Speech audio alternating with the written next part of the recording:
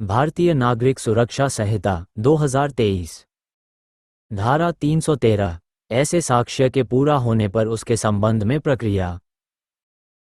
1. धारा 310 या 311 के अधीन जैसे जैसे प्रत्येक साक्षी का साक्ष्य पूरा होता जाता है, यदि अभियुक्त उपस्थित हो तो उसकी उपस्थिति में साक्षी को पढ़कर सुनाया जाएगा और यदि आवश्यक हो तो सही किया जाएगा।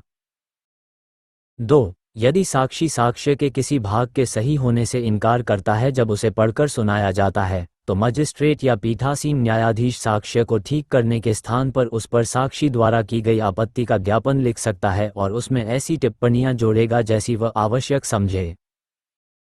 3. यदि साक्ष्य का अभिलेख उस भाषा से भिन्न भाषा में है जिसमें वह दिया गया है और साक्षी उस भाषा को नहीं समझता है, तो उसे ऐसे अभिलेख का निर्वचन उस भाषा में सुनाया जाएगा जिसमें वह दिया गया था या उस भाषा में जिसे वह समझता हो।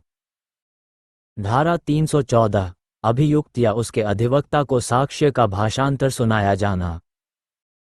1. जब कभी कोई साक्ष्य ऐसी भाषा में दिया जाए जिसे अभियुक्त नहीं समझता है और वह न्यायालय में स्वयं उपस्थित है, तब खुले न्यायालय में उसे उस भाषा में उसका भाषांतर सुनाया जाएगा जिसे वह समझता है।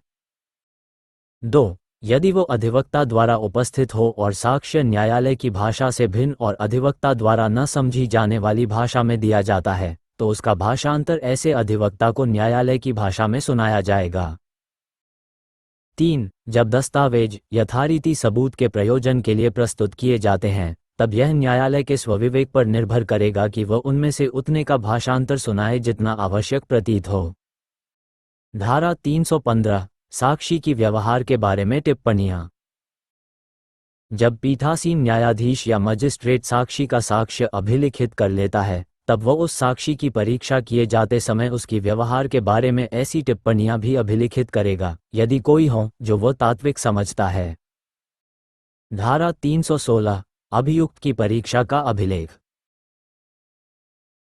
1. जब कभी अभियुक्त की परीक्षा किसी मजिस्ट्रेट या सेशन न्यायालय द्वारा की जाती है, तब उससे पूछे गए प्रत्येक प्रश्न और उसके द्वारा दिए गए प्रत्येक उत्तर सहित ऐसी सब परीक्षा स्वयं पीठासीन न्यायाधीश या मजिस्ट्रेट द्वारा या जहां वह किसी शारीरिक या अन्य असमर्थता के कारण ऐसा करने में असमर्थ है, वहां उसके द्वारा इस निमित्त नियुक्त न्यायालय के किसी अधिकारी द्वारा उसके निर्देशन और अधीक्षण में पूरी तरह से अभिलिखित की जाएंगी।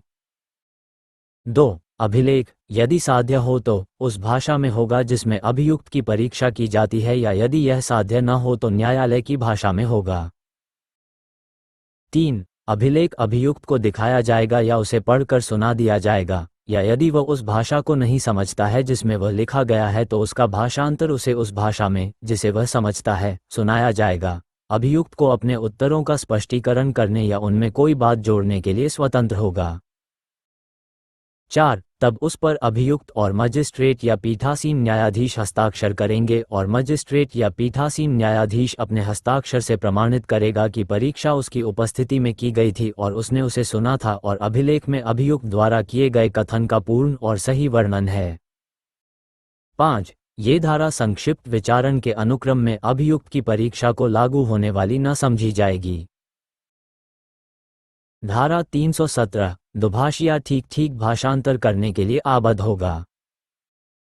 जब किसी साक्ष्य या कपन के भाषांतर के लिए दुभाषिये की सेवा किसी दंड न्यायालय द्वारा अपेक्षा की जाती है, तब ये दुभाषिया ऐसे साक्ष्य या कथन का ठीक भाषांतर करने के लिए आबद्ध होगा।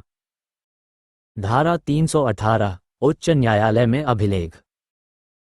प्रत्येक उच्च न्यायालय साधारण नियम द्वारा ऐसी रीति विहित कर सकेगा जिससे उन मामलों में साक्षियों के साक्ष्य को और अभियुक्त की परीक्षा को लिखा जाएगा जो उसके समक्ष आते हैं, और ऐसे साक्ष्य और परीक्षा को ऐसे नियम के अनुसार लिखा जाएगा।